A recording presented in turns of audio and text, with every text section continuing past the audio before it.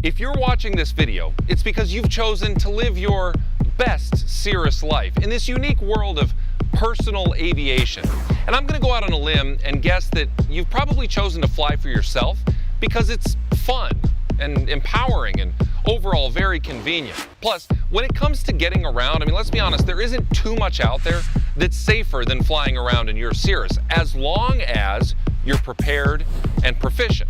But as rare as it would be that you'd ever experience some in-flight emergency or abnormal situation, just remember that this world of personal aviation ultimately exists within a familiar universe that's still subject to the usual laws of statistics and chance. You know, like the chance that, however slim, some external factor someday may cause an error to sneak in past your primary defenses. It's that minimal yet ever-present risk that you prepare for every single time you, I don't know, drive a car, ride your bike, or even just take a stroll down the sidewalk. The risk that something, somewhere, may not go exactly according to go exactly. Cut. What? Sun. Move it over. Go exactly. What is that? Tornado. Tornado. Go. Should we go? Exact. Whoa! What's up? Not go exact. Really? Sorry. Not go exact. Whoa, whoa, whoa, whoa, whoa, whoa, whoa, whoa. You okay? The chance that something somewhere, you good?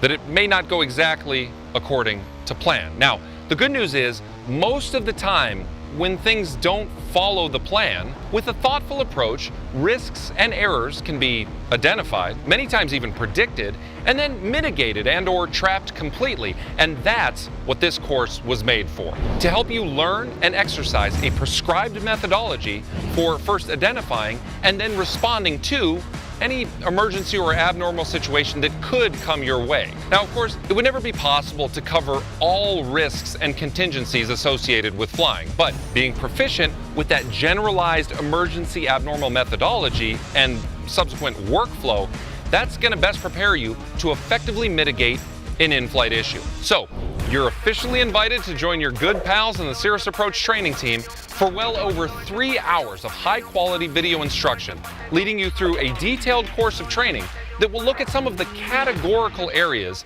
that the Cirrus Approach team has identified as posing some of the more critical risk potential that you may experience during your everyday flying.